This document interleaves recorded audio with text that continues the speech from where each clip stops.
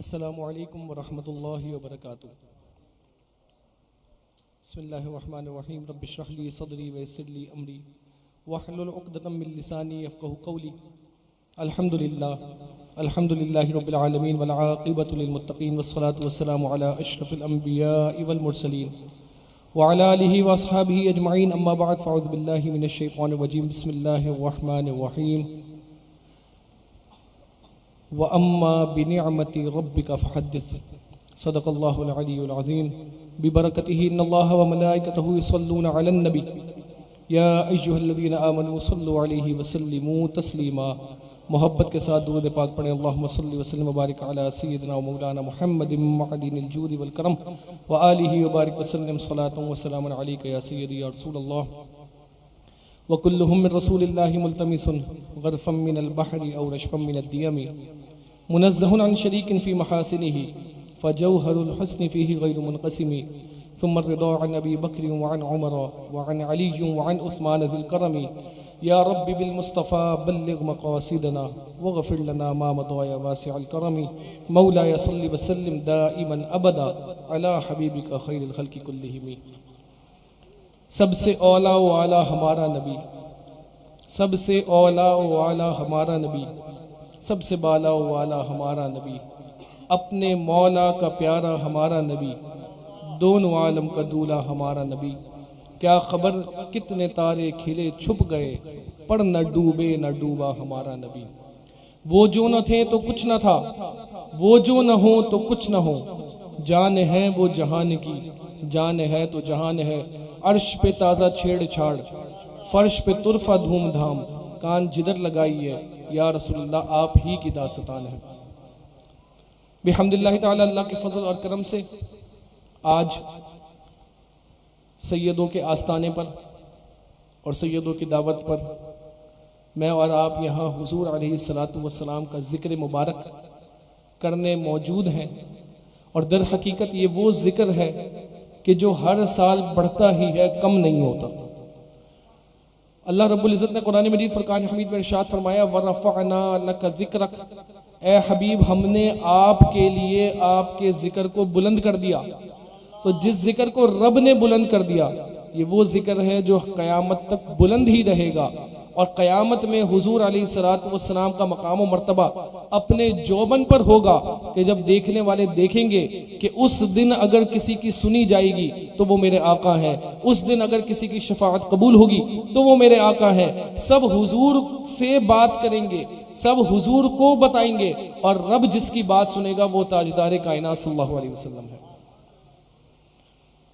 مجھے یاد ہے کہ بچپن میں میں جو ہے وہ اپنے والد صاحب کے ساتھ اسی آستانے پر، جب یہ جمشید روڈ پہ رہا کرتے تھے، وہاں آتا تھا بکثرت، اور عمر کم تھی، کچھ جھلکیاں مجھے ابھی بھی یاد ہیں کہ وہاں اکثر والد صاحب کے ساتھ آنا ہوتا تھا۔ اور آج بھی الحمدللہ تعالی اللہ کے فضل اور کرم سے دوبارہ یہاں پر اسی آستانے پر آنے کا موقع ملا۔ اللہ تعالیٰ اس آستانے کو اور ان سادات کو سلامت رکھے۔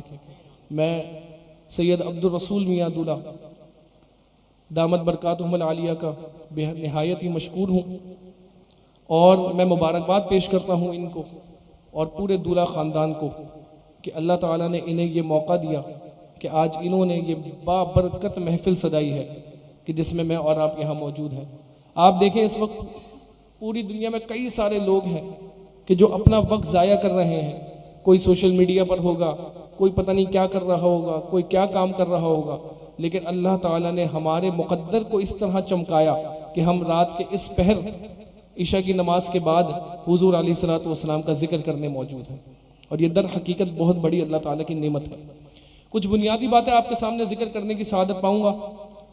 آپ دیکھیں ربیع الاول شریف کا جیسے ہی مہینہ شروع ہوتا ہے، ربیع الاول کا چاند نظر آتا ہے، وہیں پر طرح طرح کے اعتراضات بھی آنا شروع ہو جاتے ہیں، اور مختصر وقت میں کچھ بنیادی عقیدے کے حوالے سے بات کروں تاکہ ہم یہاں سے جب اٹھیں اس سادات کے لنگر سے اور اس سادات کی محفل سے جب ہم یہاں سے باہر نکلیں تو حضور علیہ السلام کی شان و عظمت کے حوالے سے کچھ بنیادی باتیں ہمیں معلوم ہو، تاکہ کوئی ہم سے نکل کے پوچھے کہ کہاں گئے تھے، ہم کہیں محفل مصطفیٰ میں گئے تھے، کہا کیا سیکھا، کہا شان مصطفیٰ سیکھی، تو پوچھیں گے کہ پھر کیا سیکھا، ہمیں بھی کچھ بتاؤ، تو کم سے کم ہمیں پتا ہو کہ یہ جو ذکر مصطفیٰ ہم یہاں صلی اللہ علیہ وسلم کر رہے ہیں یہ کیا کہاں سے ثابت ہے اور یہ ہمارے مقدر کو کس طرح چمکاتا ہے۔ اللہ رب العزت نے قرآن مجید فرقان حمید میں ارشاد فرمایا قل بفضل اللہ وبرحمتہ فبذلک فلیفرحوا، اے حبیب آپ کہہ دیجئے بفضل اللہ، اللہ کے فضل پر، وبرحمتہ اور اللہ کی رحمت پر، فبذلک فلیفرحوا تمہیں چاہیے کہ خوشی مناؤ۔ سورہ دحا میں اللہ رب العزت نے ارشاد فرمایا وَأَمَّا بِنِعْمَتِ رَبِّكَ فَحَدِّثْ، اور اپنے رب کی نعمتوں کا خوب چرچا کرو۔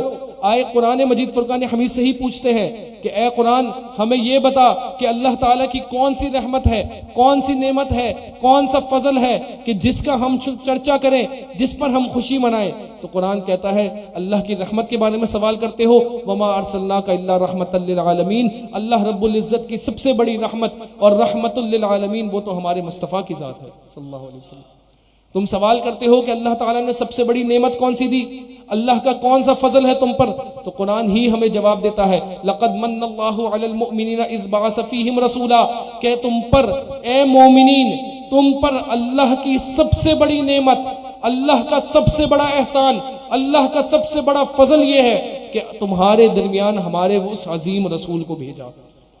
تو آپ بتائیں جس کے دم سے کائنات ہے، جس کے دم سے یہ روشنی ہے، جس کے دم سے ظلمت اندھیرا مٹ گیا، چاروں عالم روشن ہو گئے، اس کا ذکر ہم نہ منائیں تو یہ کیسی بات ہے؟ اس کی خوشی نہ منائیں۔ ہمارے گھر پہ بچہ پیدا ہو خوشی منائی جاتی ہے، سارے خاندان میں اعلان کیا جاتا ہے، مٹھائی بانٹی جاتی ہے۔ ہمارے گھر میں کسی کی شادی ہو تو شادی میں بڑی سی دعوت کی جاتی ہے، رشتہ داروں کو بلایا جاتا ہے، کھانا کھلایا جاتا ہے، بہترین لائٹنگ کی جاتی ہے، دلہا دلہن کے کمرے کو سجایا جاتا ہے۔ جس آقا کی وجہ سے ہمیں اولاد کی نعمت ملی، جس سرکار دو عالم صلی اللہ علیہ وسلم کی وجہ سے ہمیں یہ تمام نعمتیں ملی، مال ہمیں جس کے صدقے ملا، گھر جس کے صدقے ملا، دولت جس کے صدقے ملی، جس کے صدقے ہمیں ایمان ملا، اس کی ولادت کے مہینے میں ہم دلائل ڈھونڈیں، اس کی ولادت کے مہینے میں ہم یہ کہیں دلیل لا کے دو تو مانیں گے، اور بحمداللہ تعالی ہم اہل سنت و جماعت ہیں، دلائل بھی ہمارے پاس بے شمار ہیں۔ ایسی بات نہیں کہ ہم کوئی کٹی پتنگ ہیں، بس ہمارے نوجوانوں کو اور ہمارے بزرگوں کو اب اس طرف توجہ کرنے کی ضرورت ہے کہ جہاں ہم فضائل و مناقب سیکھیں وہاں سرکار کی سیرت کے ساتھ ساتھ عقائد کو بھی سیکھیں تاکہ ہم اپنے بچوں کے ایمان اور عقیدے کا تحفظ کر سکیں۔ آپ دیکھیں آج کے دور میں اتنے فتنے آ چکے ہیں، سوشل میڈیا اس کے ذریعے اتنے فتنوں کو فروغ ملا ہے کہ ہمارا بچہ کوئی 2 منٹ کا کلپ دیکھتا ہے اور جو ہمارے مسلم عقائد ہیں، جو ہمارے باپ دادا جن پر چلے آ رہے ہوتے ہیں، جن پر چلے آ رہے ہوتے ہیں، ہمارا بچہ وہ 2 منٹ کی کلپ دیکھ کر سارا اپنا عقیدہ جو ہے وہ خراب کر بیٹھتا ہے۔ آپ دیکھیں آج کے ہی دور کا ایک شخص ہے جسے ہم فتنہ غامدی کہتے ہیں، غامدیت کا فتنہ، وہ میڈیا پر بیٹھ کر، اور یہ وہ شخص ہے کہ پورے بڑے بڑے سیلیبریٹیز اور ایکٹرز آپ کو اس کے پیچھے نظر آئیں گے، میڈیا پر بیٹھ کر کیا بات کرتا ہے؟ وہ کہتا ہے کہ معاذ اللہ سرکار دو عالم صلی اللہ علیہ وسلم کی دیگر انبیاء اور مرسلین پر کوئی فضیلت نہیں۔ شاہ صاحب باقاعدہ یہ بات کہی جاتی ہے کہ حضور علیہ الصلوۃ والسلام کی کوئی فضیلت نہیں دیگر انبیاء پر۔ ہم یہاں پر یہ بات کہتے ہیں اللہ کی مخلوق میں سب سے بلند مرتبہ وہ حضور علیہ الصلوۃ والسلام کا ہے، بعد از خدا بزرگ تو ایک قصہ مختصر، اور وہ وہاں پر ٹی وی پر بیٹھ کر یہ بات کی جاتی ہے کہ تمام انبیاء اور مرسلین میں حضور علیہ الصلوۃ والسلام کو کوئی فضیلت حاصل نہیں، جیسے دیگر انبیاء اور مرسلین ہے ویسے ہی سرکار کی ذات ہے۔ کتنی غلط بات کی جا رہی ہے اور ہمارے بچوں کو یہ بات فیڈ کی جا رہی ہے، اور پڑھتے بھی قرآن ہے۔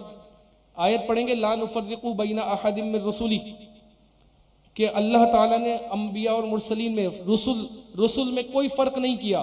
یہ قرآن کی آیت تو انہیں نظر آتی ہے، یہ آیت نظر نہیں آتی تلک الرسل فضلنا بعضهم علی بعض، یہ رسول ہوئے ہیں ہم نے بعض رسولوں کو بعض پر فضیلت دی ہے۔ قرآن کہہ رہا ہے ہم نے رسولوں کو فضیلت دی۔ آج ایک بندہ بیٹھ کر کہتا ہے رسولوں میں کوئی فضیلت نہیں۔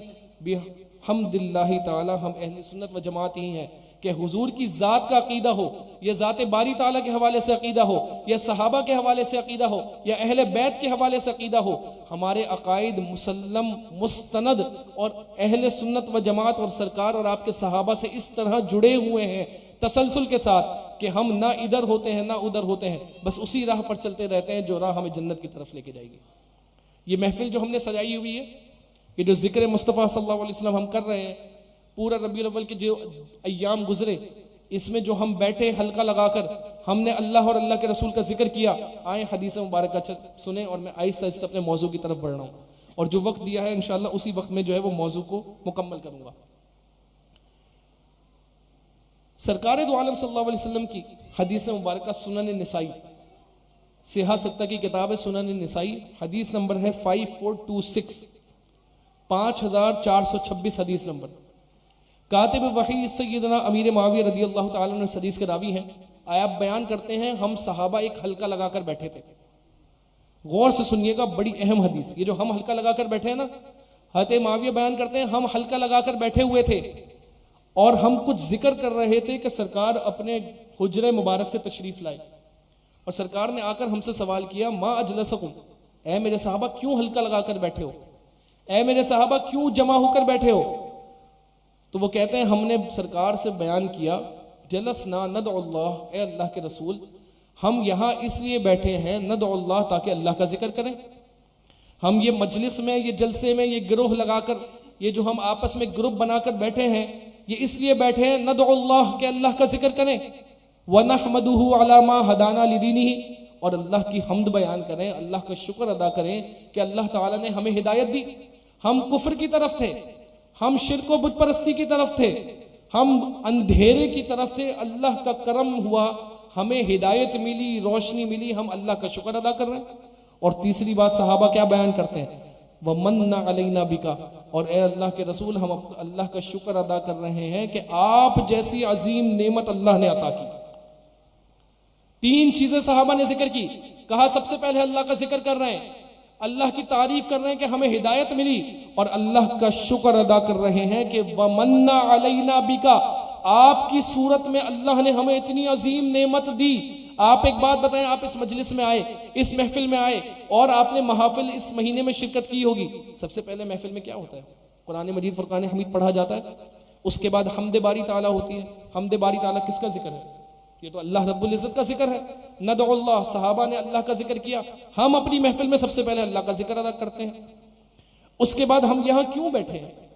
کیونکہ اللہ تعالیٰ نے مسلمان گھر میں پیدا کیا، ایمان کی دولت سے ہمیں نوازا، اسی کا شکر ادا کرنے کے لیے ہم محفل سجاتے ہیں۔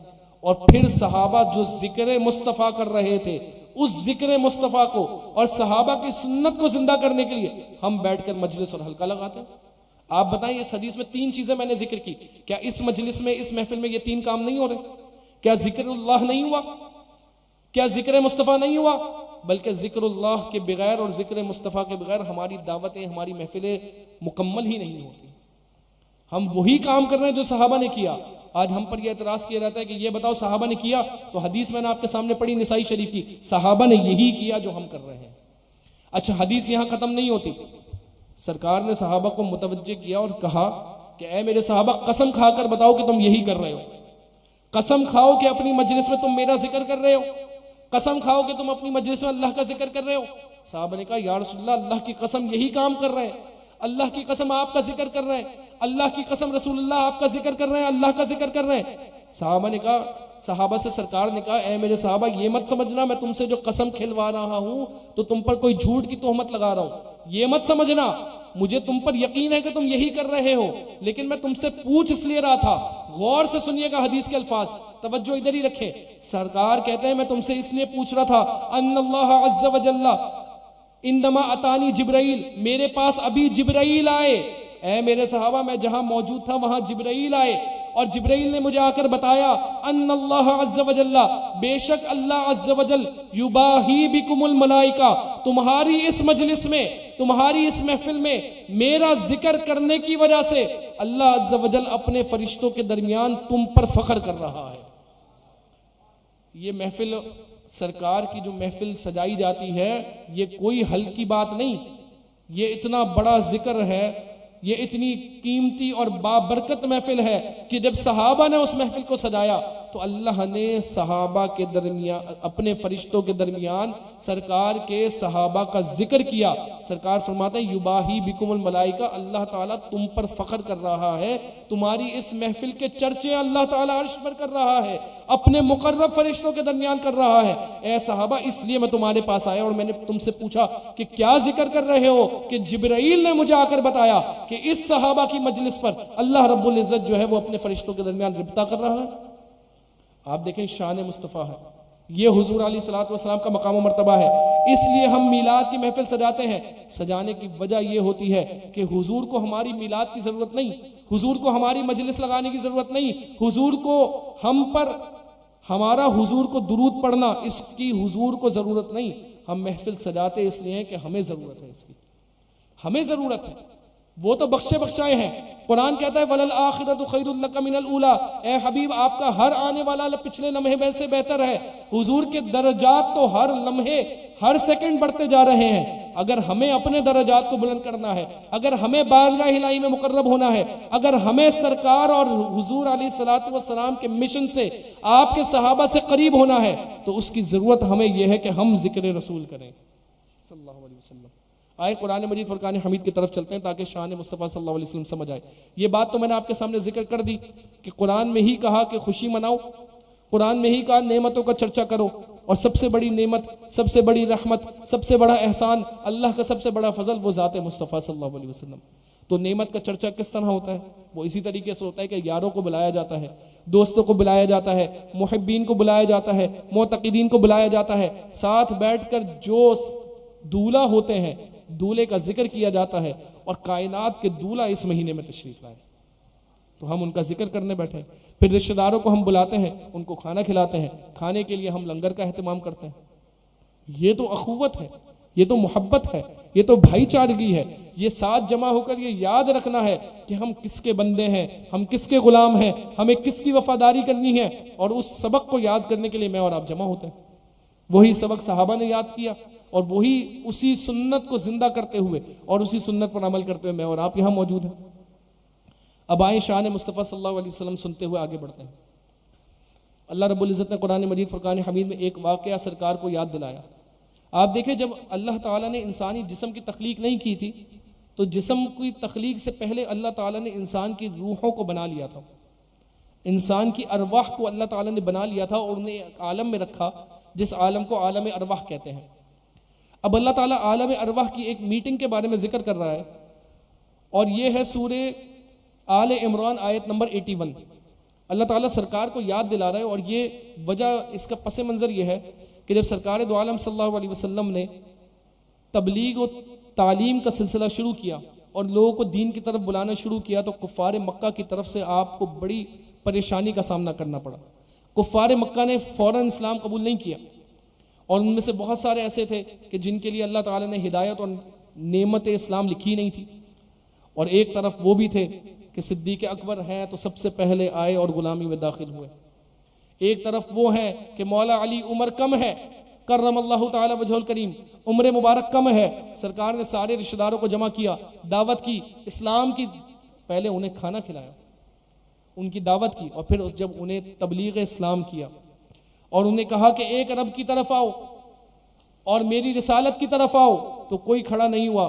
حضرت علی خود کھڑے ہوئے، عمر مبارک 8 سال یا 10 سال ہے آپ کی، اور حضرت علی کھڑے ہو کر کہتے ہیں یا رسول اللہ میرا بدن تو کمزور ہے، میرا جسم تو کمزور ہے، عمر میری کم ہے، لیکن یا رسول اللہ میں آپ کے ساتھ کھڑا ہوں۔ یہ ہے مولا علی کا شان، مولا علی کی شان اور آپ کا مقام و مرتبہ کہ بچوں میں سب سے پہلے مولا علی نے اسلام قبول کیا، اور خود کہتے ہیں یا رسول اللہ عمر تو کم ہے لیکن آپ کے ساتھ میں کھڑا ہوں۔ اور پھر اسی علی کرم اللہ تعالی وجہ الکریم کو ایسا اونچا مقام سرکار نے دیا کہ خیبر کا قلعہ اکیلے فتح کیا۔ آپ دیکھیں ہم اہل سنت و جماعت تمام صحابہ کی شان کو بیان کرتے ہیں، اور تمام صحابہ کے جو درجے ہیں اور اہل بیت کا جو مقام و مرتبہ ہے اس کو بھی قبول کرتے ہیں، صحابہ کے مقام و مرتبے کو بھی قبول کرتے ہیں، اور دل سے محبت کرتے ہیں۔ ہم ایک راہ میں چلنے والے نہیں، ہمیں پتہ ہے ہمارا ایک دامن صحابہ کے ہاتھ، ہمارا ایک ہاتھ صحابہ کے دامن میں ہوگا، ایک ہاتھ اہل بیت کے دامن میں ہوگا، اور اسی طریقے سے شان و شوکت کے ساتھ جنت میں جائیں گے۔ ہماری کیا اوقات، ہم تو بیکار لوگ ہیں، ہم تو کمزور لوگ ہیں، ہم تو گنہگار ہیں، یہ جن سے ہماری نسبتیں ہیں وہی کل بروز قیامت ہمیں دیکھ کر اپنے ساتھ جنت میں لے کے جائیں گے۔ یہ ہے حقیقتاً ہماری اصل، اور یہی اہل سنت و جماعت ہے۔ تو جب سرکار نے تبلیغ اسلام شروع کیا تو کفار مکہ کی طرف سے بہت زیادہ جو ہے وہ آپ کو پریشانی کا سامنا کرنا پڑا۔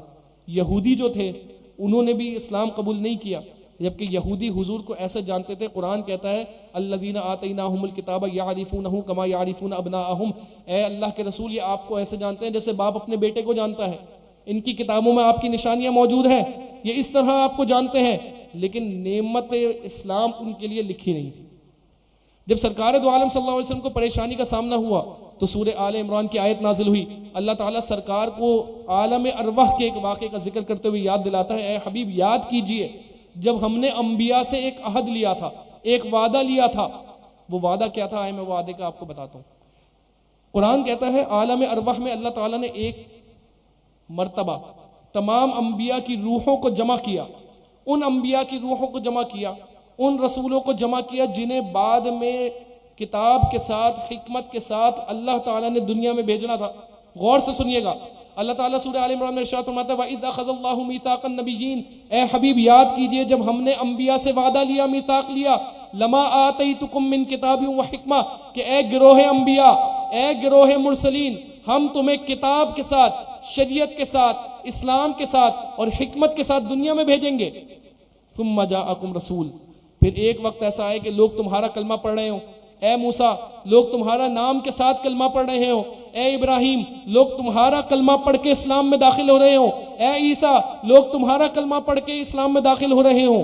ثم جاءکم رسول، اور اس وقت میں اپنے اس عظیم رسول کو بھیج دوں۔ تمہارا دور ہے، لوگ تمہارا نام لینے والے ہیں، تمہارا چرچا ہے، تمہارا ذکر ہے، لوگ تمہارے ذریعے اسلام میں داخل ہو رہے ہوں۔ ثم جاءکم رسول، لیکن اگر میرا رسول تمہارے دور میں آ جائے تو، اگر میرا وہ آخری اور عظیم رسول تمہارے وقت میں آ جائے تو، مصدق لما معکم، اور تمہاری تصدیق کرے، جو تمہیں ہم نے دیا، جو کتاب و حکمت کا علم ہم نے تمہیں دیا وہ اس کی تصدیق کرے، تو تم نے کیا کرنا ہے؟ اب یہ وعدہ کیا لیا جا رہا ہے وہ سنیں۔ اللہ تعالیٰ کہہ رہا ہے اے گروہ انبیاء، ہر چار سو چرچا تمہارا ہو، لوگ تمہارا کلمہ پڑھتے ہوں، تمہارا نام لیتے ہوں، تمہاری جماعت ہو، تمہارے ہاتھ پر بیعت کرنے والے ہوں، لیکن ہم اپنا وہ رسول بھیج دیں تمہارے درمیان تو تم نے کیا کرنا ہے؟ لَتُؤْمِنُنَّ بِهِ وَلَتَنْصُرُنَّ، تم نے ہمارے اس رسول پر ضرور ایمان لے کر آنا ہے، اور تم نے ہمارے اس رسول کی لازمی طور پر مدد کرنی ہے۔ اب آپ سنیں دوبارہ، اللہ تعالیٰ کہہ رہا ہے اے گروہ انبیاء، ہم تمہارے دور میں اگر اپنے رسول کو بھیج دیں، اپنے اس عظیم رسول کو بھیج دیں، تو تمہارا پھر چرچا نہیں، پھر تم نے بھی اس پر ایمان لے کر آنا ہے، اسی کی مدد کرنی ہے۔ پوری قوم تمہارے پیچھے چل رہی ہو اور وہ آ جائیں تو تم نے خود بھی اس کے پیچھے چلنا ہے، قوم کو بھی اس کے پیچھے چلانا ہے۔ یہ انبیاء سے وعدہ لیا جا رہا ہے۔ کون سا رب وعدہ لے رہا ہے؟ ایک بڑا لطیف نقطہ شاہ صاحب کے صدقے میں بیان کروں، بڑا لطیف نقطہ ہے یہاں پر، آپ دیکھیں۔ قوم سے وعدہ لیا جا رہا ہے اس رسول کے بارے میں جس کے بارے میں رب جانتا ہے کہ انہیں تو سب سے آخر میں بھیجنا ہے۔ اللہ رب العزت کو تو ماضی حال مستقبل کا پتہ ہے نا، اللہ رب العزت کو تو تمام چیزوں کا علم ہے۔ اللہ کو معلوم ہے کہ ہم نے اپنے محبوب آدم کو سب سے آخر میں بھیجنا ہے۔ جب وہ آئیں گے تب صرف انہی کا چرچا ہوگا، جب وہ آئیں گے صرف انہی کا نام لیا جائے گا۔ تو انبیاء سے یہ وعدہ لینے کا کیا مقصد؟ جب انبیاء کے دور میں بھیجنا ہی نہیں حضور کو، جب کسی اور نبی کے دور میں حضور نے آنا ہی نہیں، تو ان سے وعدہ لینے کا مقصد کیا؟ کہ اگر آ جائیں تو تم نے یہ کرنا ہے۔ مقصد فقط یہی تھا کہ مقام مصطفیٰ تم بھی سمجھ جاؤ، مقام مصطفیٰ تمہیں بھی پتہ چل جائے کہ ہمارے اس رسول کا مقام یہ ہے کہ ہم کسی کے دور میں بھی بھیج دیں تو بس پھر جس کا ستارہ چمکے گا، جو چاند ہوگا، جو سورج ہوگا، جس کی روشنی ہوگی، جو چاروں عالم میں مانا جائے گا، وہ مصطفیٰ ہوں گے صلی اللہ علیہ وسلم۔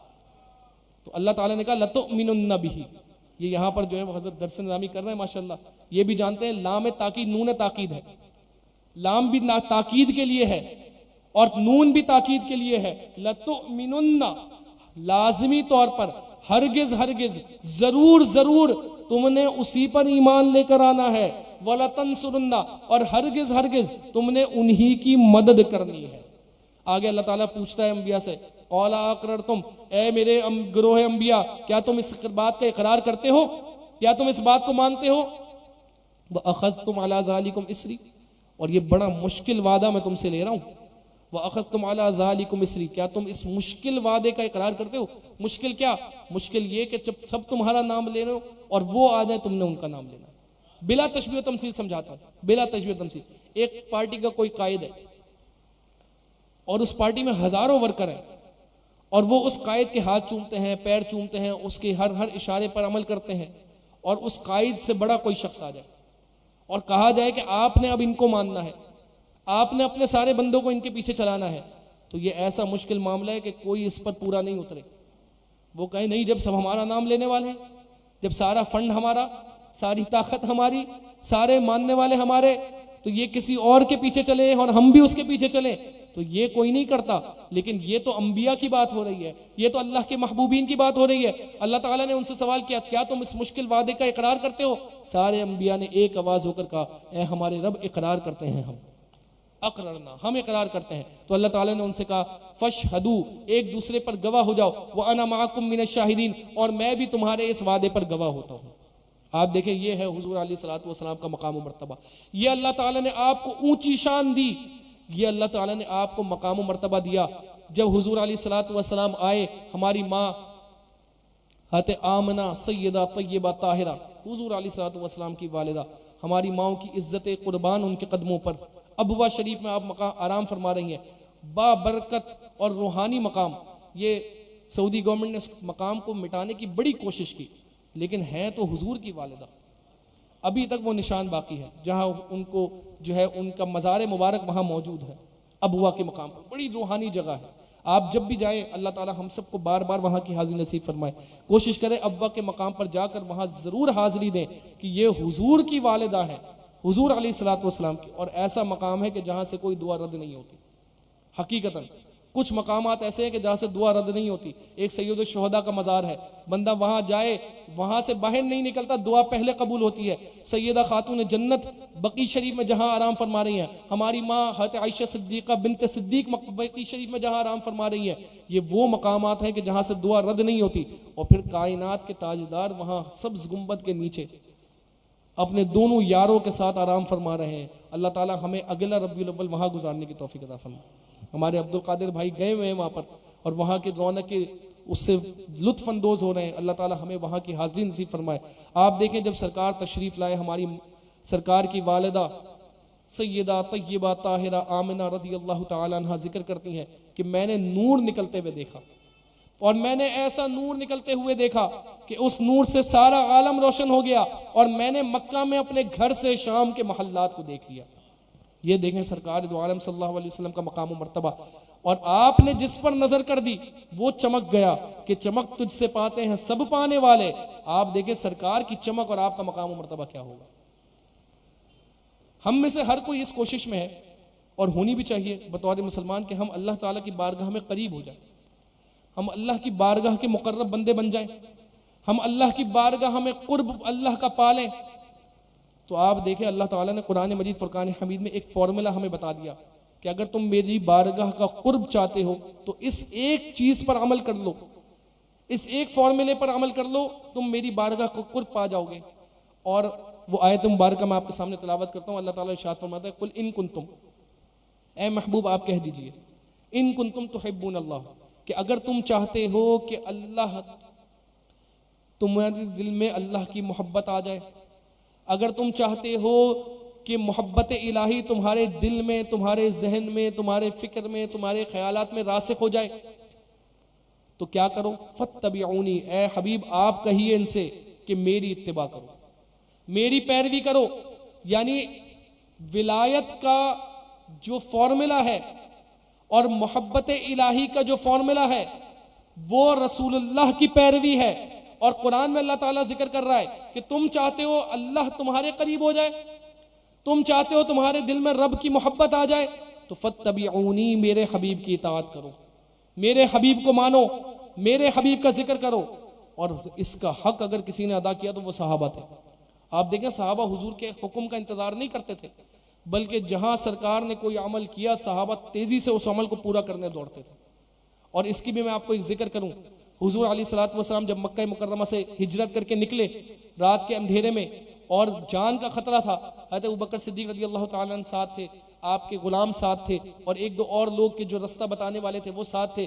حضور علیہ الصلوۃ والسلام نکلے اور ایک خیمے کی طرف گزرے.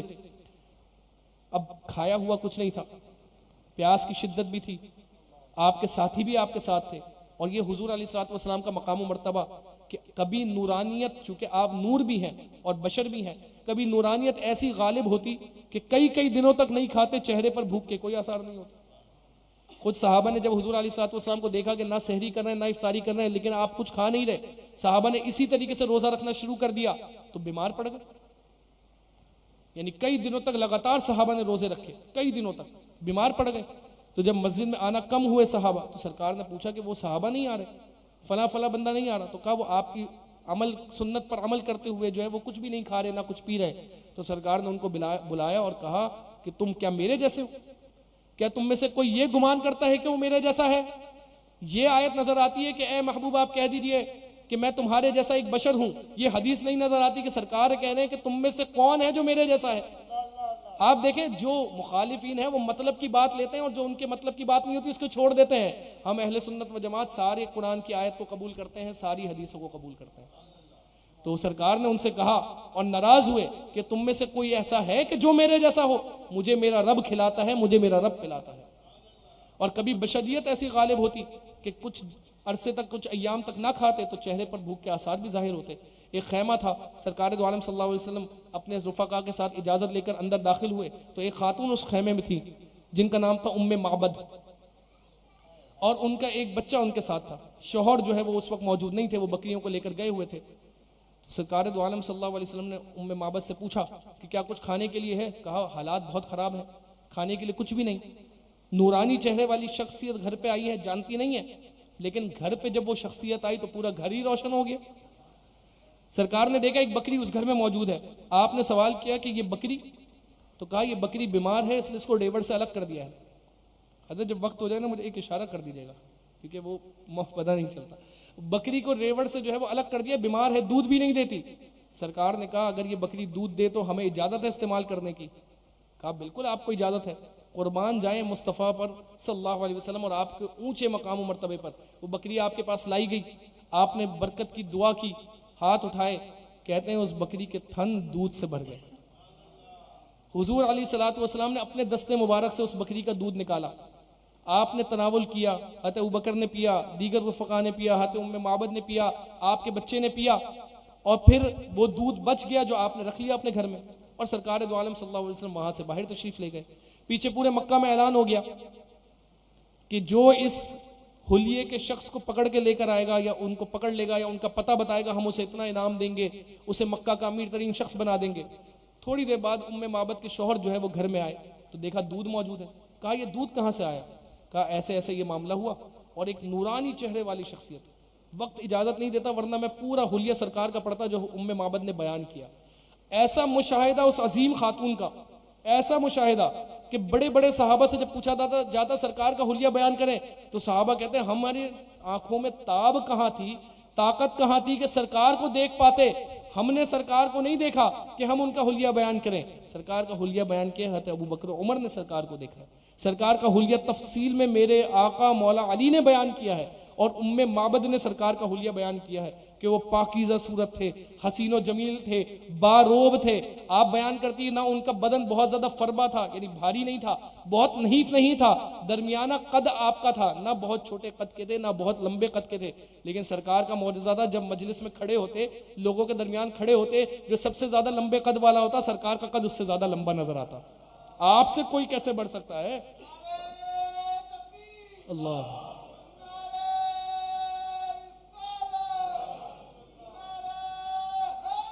یا علی یا غوث اعظم. جاری رہے. ام معبد بیان کرتی ہیں کہ درمیانہ قد، گفتگو دل نشی، جب گفتگو کرتے تو دل پر لگتی اور جب خاموش رہتے تو باوقار باعزت معلوم ہوتے. اور ان کا کلام ایسا کہ جو غیر ضروری الفاظ سے پاک، کلام ایسا کہ جس میں کوئی غیر ضروری لفظ نہیں. آگے بیان کرتی ہیں کہ خاموشی میں بھی باوقار لگتے, جب کلام کرتے, گفتگو کرتے تو ایسا لگتا کہ پروئی ہوئی موتیاں. اس طرح تفصیل کے ساتھ انہوں نے سرکار کا حلیہ بیان کیا. کہتے ہیں ان کے رفقا ادب کے ساتھ ان کی بارگاہ میں کھڑے رہتے, وہ کوئی حکم دیتے تو تیزی سے آگے بڑھتے اس کو پورا کرنے کے لیے. پورا حلیہ بیان کیا تو ام معبد کے شوہر کہتے ہیں کہ یہ وہی ہے جس کا اعلان مکہ میں ہو رہا ہے. ام معبد نے کہا تم ان کا پتہ نہیں بتانا, تم ان کا ذکر نہیں کرنا. سرکار وہاں سے تشریف لے گئے. اب آپ سنیں, کچھ دن جب گزرے تو ام معبد کی حسرت دید کی طلب بڑھی, سرکار کو دیکھنے کی طلب بڑھی. سرکار کو دیکھنے کی جب چاہت بڑھی تو اپنے بیٹے کے ساتھ نکلی ڈھونڈنے کے لیے. حضرت ابوبکر سے ملاقات ہوئی, سرکار کو دیکھا, دوبارہ ملاقات ہوئی, اسلام قبول کر لیا. وہ بکری جس کے تھنوں پر سرکار دو عالم صلی اللہ علیہ وسلم نے دست مبارک لگایا تھا. کہتے ہیں ام معبد بیان کرتی ہیں حضرت عمر کے دور خلافت تک وہ بکری صحیح رہی ہمارے ساتھ. وہ بکری جو چند گھنٹوں میں مر جاتی حضرت عمر کے دور خلافت تک رہی. صبح ہو, دوپہر ہو, شام ہو, رات ہو, کوئی بھی وقت ہو, ہمیں جب دودھ کی حاجت ہوتی وہ بکری دودھ دیتی تھی. ہمیں کسی اور بکری کی ضرورت نہیں پڑتی, وہ ایسی بکری تھی. آپ دیکھیں صحابہ کا ذکر ام معبد نے بھی اسی انداز میں کیا کہ حضور کی ہر بات کو پائے تکمیل تک پہنچانے کے لیے تیزی کرتے. آج ہم صحابہ کے غلام, ہم حضور کی محبت کا جام بھرنے والے اور حضور کی محبت کا ذکر کرنے والے, ہم سے کہا جائے کہ سرکار کی اتباع کرو, اطاعت کرو, تو ہم پیچھے ہٹ لیں. قرآن کہہ رہا ہے فاتبعونی, حضور کی اتباع کرو. تو کیا ہوگا, میں آیت کو مکمل کروں اور اسی پر میرا مضمون مکمل ہوگا. قرآن کہتا ہے فاتبعونی, میرے محبوب کی اطاعت کرو, یحببکم اللہ, اللہ تمہیں خود اپنا محبوب بنا لے گا. یہاں تم چاہ رہے ہو, کوشش کر رہے ہو کہ تمہارے دل میں اللہ کی محبت آئے, تم میرے حبیب کی اطاعت کرنے والے بن جاؤ. یحببکم اللہ, اللہ تمہیں اپنا محبوب خود بنا لے گا. ویغفر لکم ذنوبکم, صرف محبوب نہیں بنائے گا, تمہارے گناہوں کو بھی بخش دے گا. تو ولایت مقام و مرتبہ وہ صرف سرکار کی غلامی اور آپ کی اتباع میں ہے, آپ کی غلامی اور آپ کی اتباع میں ہے. آپ دیکھیں سرکار سے سوال ہوا, یا رسول اللہ یہ بتائیے کیا مومن کنجوس ہو سکتا ہے؟ آپ نے کہا مومن کے اندر کنجوسی کی صفت پائی جا سکتی ہے, ہونی تو نہیں چاہیے, یعنی آپ اس کی تائید نہیں کر رہے, لیکن آپ کہہ رہے ہیں ہاں مومن میں یہ صفت ہو سکتی ہے. کہا مومن بزدل ہو سکتا ہے؟ کہا ہاں ایک شخص جو بزدل ہو وہ مومن بھی ہو سکتا ہے. آپ سے سوال ہوا یا رسول اللہ یہ بتائیے کیا مومن جھوٹا ہو سکتا ہے؟ سرکار نے کہا نہیں, مومن جھوٹا نہیں ہو سکتا. اور ہم اگر اپنا حال اور دیکھیں تو ہماری زبان سے جھوٹ کے علاوہ کچھ نکلتا ہی نہیں. سرکار نے کہا آپ کی حدیث مبارکہ ہے 3 خصلتیں کسی شخص میں پائی جائیں تو وہ منافق ہے, مومن نہیں. پہلی خصلت یہ کہ جب بھی بات کرے گا جھوٹ بولے گا, جب بھی بات کرے گا جھوٹ بولے گا, وعدہ کرے گا وعدہ خلافی کرے گا, اور امانت رکھوائی جائے تو امانت میں خیانت کرے گا. یہ ربیع النور شریف کی محفل کا مقصد یہ ہوتا ہے کہ جہاں ہم عشق مصطفیٰ کو بڑھائیں وہاں اتباع مصطفیٰ کو بھی بڑھائیں. یہ محفل اس لیے نہیں سجائی جاتی کہ میں اور آپ یہاں آئیں, 4 نعرے ہم لگائیں, نعتوں میں ہم جھومیں, باہر نکلے, کوئی تبدیلی نہیں آئے. تو اس محفل کا فائدہ کیا ہوا؟ محفل تھی اس لیے کہ قلب پاک ہو, قلب کی تطہیر کی محفل ہے یہ, اور قلب کی پاکیزگی حضور علیہ الصلوۃ والسلام کی اتباع میں ہے. وہ کیسا مومن ہے, وہ کیسا محبت کرنے والا ہے کہ جس کی نمازیں قضا ہوتی ہوں, وہ کیسا مومن ہے کہ جس کی زبان سے جھوٹ نکلتا ہو, وہ کیسا مومن ہے کہ جو حرام کماتا ہو, وہ کیسا مومن ہے کہ جس کے آقا کو صدیق کہا گیا, جس کے آقا کو امین کہا گیا, اور وہ امانت میں خیانت کرتا ہو. صدیقیت تو دور دور تک اسے چھو کے نہ گزری ہو. حضور علیہ الصلوۃ والسلام کا لقب صادق و امین تھا. یہ لقب اور یہ ٹائٹل کوئی چھوٹا ٹائٹل نہیں, اس کا مطلب یہ کہ یہ وہ ذات ہے جن کی زبان سے جھوٹ ہی نہیں نکلتا.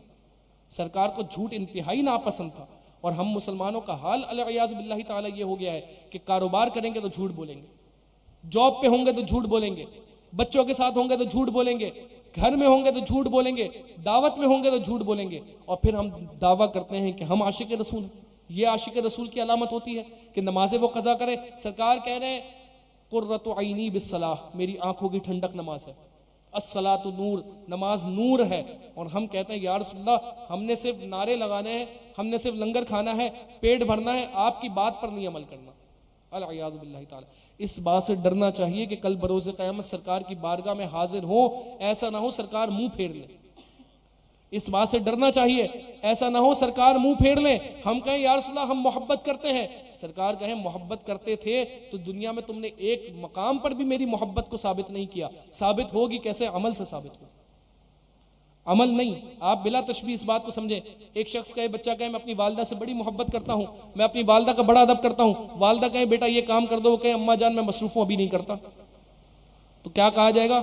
زبانی محبت ہے, عملی طور پر کوئی محبت نہیں, صرف زبان سے کہہ رہا ہے, ایسی باتیں کر رہا ہے بس. اور ہمارے یہاں پر بھی یہی ہے کہ غلامی رسول میں موت بھی قبول ہے, اور ہم جو ہے وہ عشق مصطفیٰ میں جان دینے کے لیے تیار ہیں.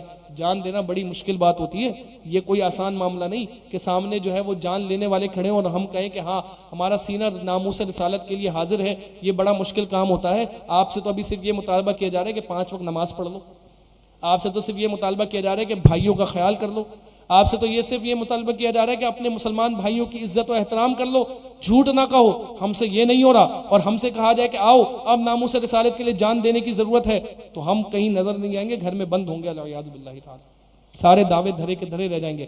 یہ محفل میلاد سے جب ہم اٹھیں تو کم سے کم ہمارے اندر کہیں عملی تبدیلی تو ہو. ہمارے گھر میں کسی کی بھی ولادت ہو, ہم تحفہ پیش کرتے ہیں نا, ہم کہیں ولادت کی دعوت میں جاتے ہیں, ہم تحفہ پیش کرتے ہیں. یہ سرکار کی ولادت کا مہینہ ہے, سرکار کو بھی تحفہ دینا ہمارا حق ہے, ہم پر لازم ہے کہ ہم سرکار کو تحفہ دیں.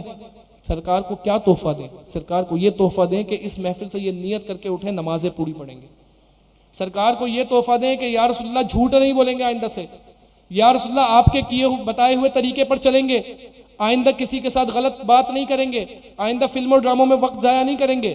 یہ تحفہ دیں. جب سرکار کو جمعرات شب جمعرات ہمارا اعمال نامہ پیش ہو جو سرکار کو ہوتا ہے, تو سرکار دیکھیں ہاں میرے امتی نے سچا وعدہ کیا, سرکار خوش بھی ہوں گے, خوش ہو کر نگاہ کرم کر دی تو دنیا تو پار ہی پار, آخرت بھی پار ہو جائے گی.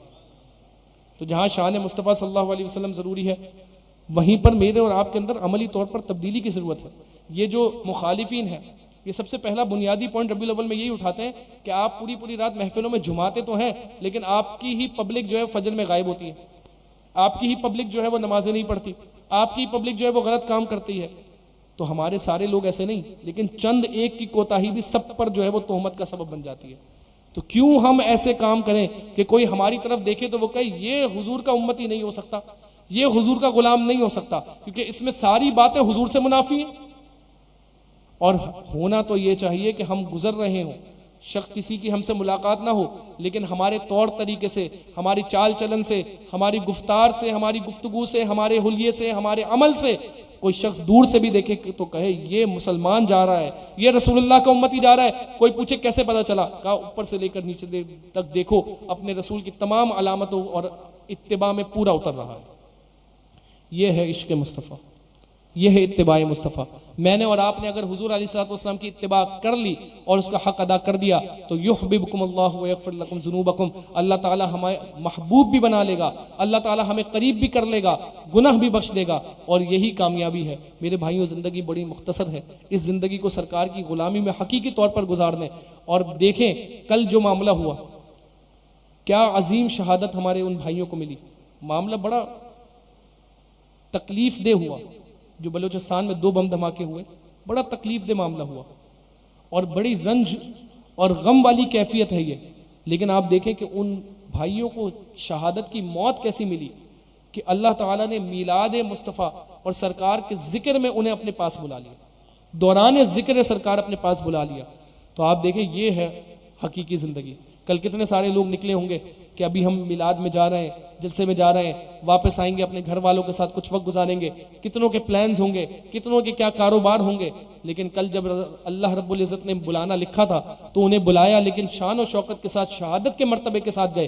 میری اور آپ کی موت بھی اسی طریقے سے لکھی ہوئی ہے, کبھی بھی اجل آ جائے گی, کبھی بھی بلاوا آ جائے گا, موت کا فرشتہ آ جائے گا. ایسا نہ ہو کہ ہم کوئی گناہ کا کام کر رہے ہیں اور ہماری روح قبض ہو جائے. کامیابی تو یہ ہے کہ زبان پر ذکر رسول ہو, زبان پر ذکر رسول ہو, کلمہ طیبہ ہو, دنیا سے جائیں. اسی شعر پر میں اختتام کرتا ہوں کہ میرے امام اہل سنت امام احمد رضا خان نے کیا خوبصورت بات فرمائی, دم نزع جاری ہو میری زبان پر, دمے نزع جاری ہو میری زبان پر، محمد محمد خدائے محمد۔ اللہ تعالی ہم سب کو سرکار دو عالم صلی اللہ علیہ وسلم کی حقیقی اتباع کرنے کی توفیق عطا فرمائے، آپ کے طریقے پر چلنے کی توفیق عطا فرمائے، ہماری جو غلطیاں کوتاہیاں اللہ تعالی معاف فرمائے۔ دعا کریں میرے ساتھ مل کر، اللہ تعالی اس آستانے کو سلامت رکھے، ان سادات کو اللہ تعالیٰ سلامت رکھے، اللہ تعالیٰ ہمیں سیدوں کا ہمیشہ ادب کرنے والا بنائے، حضور علیہ الصلوۃ والسلام کے صحابہ اور اہل بیت کا دامن ہمیشہ مضبوطی سے ہمارے ہاتھوں میں رہے، جب مرتے وقت سرکار دو عالم صلی اللہ علیہ وسلم کی شفاعت اور آپ کی چہرہ مبارک کی زیارت اور سامنے نظر اٹھائیں تو گنبد خضرا ہو، اور بقی شریف میں اللہ تعالیٰ ہمیں جگہ عطا فرمائے، وہاں ہمیں مدفن ملے، یہی ہماری زندگی کا کل اثاثہ ہے۔ میں شکر گزار ہوں کہ مجھے آج دعوت دی گئی، وما علینا الا البلاغ المبین۔ سبحان